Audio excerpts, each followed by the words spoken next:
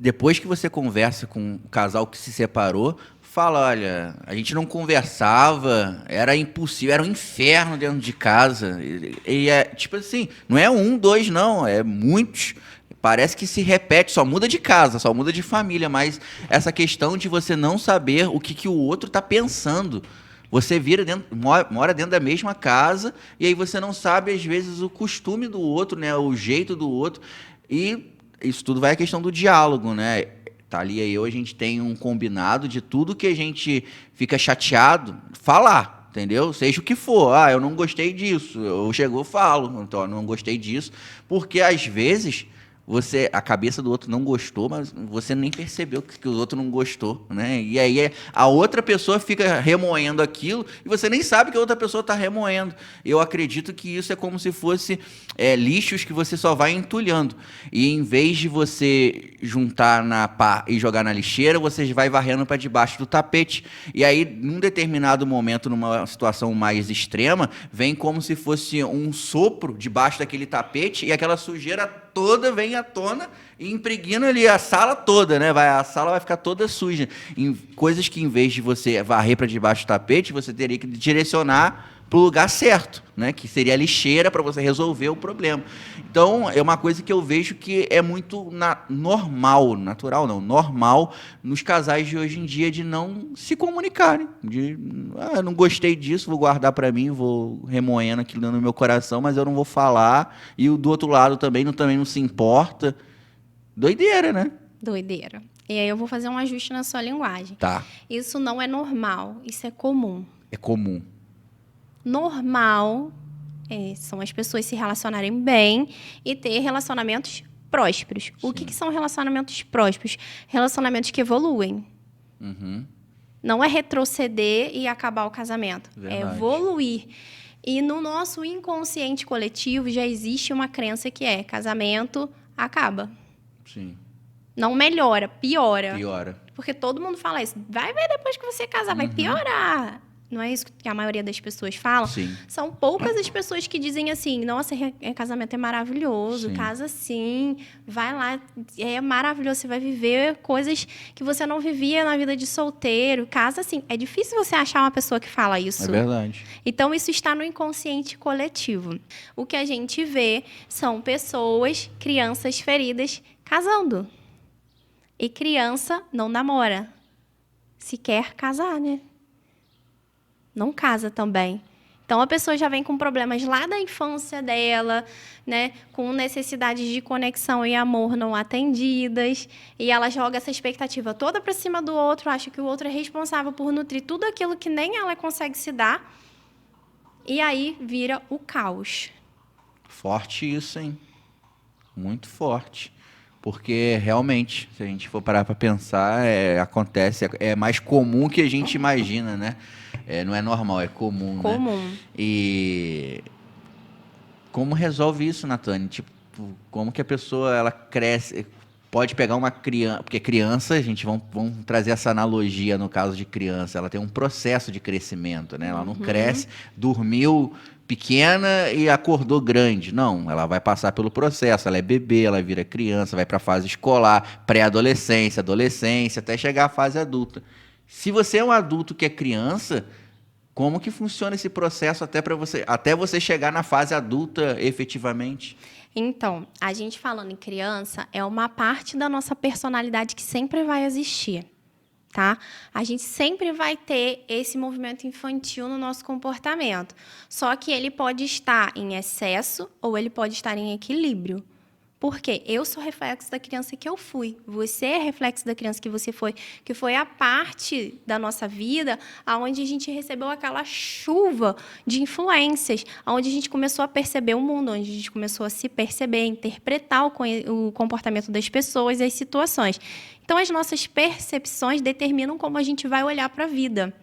Aí, por exemplo, uma criança que nasceu numa casa onde os pais eram agressivos, que os pais tinham muitos conflitos, ou que tinha uma relação de casal fria, distante, cada um na sua individualidade, ela vai crescer com aquela referência de casamento, porque foi o que ela viu. Ela aprendeu que era assim. E talvez ela vai aprender, vai entender que amar seja é só pensar, desejar um melhor pro outro. Eu não preciso demonstrar esse amor, porque eu aprendi assim, meus pais não me demonstravam amor. Então, foi dessa forma que eu entendi que o amor se manifesta. Ou ela vai achar que amor é fazer alguma coisa pela pessoa, não precisa verbalizar. Entendi. Entendeu? Então, dentro desse contexto que ela vai crescendo, ela leva essa referência para a vida adulta e ela reproduz isso. Só que, às vezes, ela nem tem consciência. Às vezes, ela até fala assim, nossa, o casamento do meu pai e da minha mãe não era um relacionamento bom. Mas ela nem sequer tem a consciência que ela está repetindo aquilo. Aquele padrão que ela aprendeu lá atrás. Então, para a gente resolver isso, a pessoa precisa estar disposta a entrar num processo de autoconhecimento, para olhar para dentro dela e ver as influências desse passado no presente dela. Porque se ela não tratar isso, isso vai ser repetido no futuro. Ela só vai repetindo ciclos. E eu me dei conta disso na minha vida de forma muito forte, porque eu me vi repetindo padrões e a minha vida estava virando um caos por causa disso. Porque eu estava vivendo uma vida que não era minha, foi algo que me foi ensinado. Então, não era o que eu queria viver. E a insatisfação só aumenta quando você está nessa situação. E você começar a perceber as influências disso, você ganha uma consciência. Quando você ganha uma consciência, você tem escolha. Você pode escolher, eu quero continuar ou eu quero mudar. E o processo de mudança realmente é um processo que não é fácil. Exige muita dedicação, dói, porque a gente vai olhar para coisas do passado que machucaram, que não foram tão boas, mas que essa é a única forma que tem de curar. Bacana, bacana. Entrando sobre essa questão mesmo da metas claras para o próximo ano, como que isso pode ser uma realidade na nossa vida? E antes da gente até falar sobre, né, fazer as metas claras, por que muitas pessoas fazem esses planos e não tira do papel, né? Chega dezembro do outro ano e aquilo lá que ela botou, às vezes ela até esqueceu o que ela botou. Por que isso é tão comum? Eu ia falar normal de novo. Acertou. Eu ia falar normal, mas aí veio... Não, normal não, é tão comum. Exatamente. Por que é tão comum? Dizem que o dia da mentira não é 1º de abril. É 1º de janeiro. Primeiro dia do ano é o dia que as pessoas mais mentem para elas mesmas. Que fazem várias promessas de fim de ano, de começo de ano. Ali querem mudar as suas vidas, mas passa ali o primeiro mês... A pessoa já está em outra vibe, já perdeu o foco, já esqueceu aquilo tudo e já está repetindo o que ela estava fazendo no ano anterior. E muito provavelmente vai chegar ao final do ano, mais uma vez, frustrada, decepcionada com seus resultados. Isso vai se acumulando. Conforme eu falei para vocês, o nosso cérebro ele gosta de repetição. Você traçar um ano diferente para você é algo inovador, é o que seu cérebro não conhece. Ele precisa ser treinado para isso, para aquele resultado vir. E vai exigir muito esforço. O que o nosso cérebro quer? Economizar energia. Vai exigir muita mudança, muita dedicação. Por isso que a maioria das pessoas não consegue entrar nesse fluxo da mudança. Às vezes até muda um pouquinho, melhora alguma coisa, mas não é algo tão significativo. Ela teria muito mais potencial para fazer naquele ano, que são 365 dias. E a maioria das pessoas chega no final do ano assim, nossa, passou o ano, não fiz nada, não mudei nada na minha vida. Já é dezembro, e aí bate aquele sentimento famoso de culpa. Poxa, eu podia ter feito mais, podia ter realizado mais, não fiz nada. Então, isso é comum acontecer. Mas, né, com o olhar que eu tenho de coach de autoconfiança, eu vejo pessoas com muito potencial que não se veem, não se enxergam. Não identificam esse potencial, as habilidades que elas têm para conseguir destravar esses processos de mudança na vida delas. Esse destravar, no caso, está incluso em tudo que a gente conversou até agora, né? Sobre essa questão da inteligência emocional, da pessoa ter essa consciência do que ela precisa fazer. Mas... para dar o primeiro passo, Natane, que seria justamente para poder fazer as metas, botar no papel e falar assim, olha, dessa vez vai ser diferente. É só escrever no papel? Não. Não é só escrever no papel. Eu gosto muito da palavra decisão. Eu acredito que para uma pessoa começar um ano de forma diferente, ela precisa de verdade de uma decisão. E o que a gente vê é muitas pessoas falando que estão decididas que não estão. Elas fizeram uma escolha, mas não tomaram uma decisão. Porque a decisão, a própria palavra, ela traz um rompimento, né? Decisão. Cisão é o quê? É romper. Se você decidiu, você rompeu com o seu passado e você vai fazer algo novo. Isso que vai indicar para você que você decidiu. Quando você tem novos comportamentos, novos pensamentos, novos hábitos, quando você vê que realmente isso está acontecendo. Isso vai indicar que você realmente decidiu. Então, eu acredito que o primeiro passo para uma pessoa mudar a vida dela, ela precisa de uma decisão verdadeira, profunda e definitiva. Entendi. Ela vai realmente romper com aquilo que está atrapalhando com a vida dela, independente do que acontecer, ela não vai voltar atrás.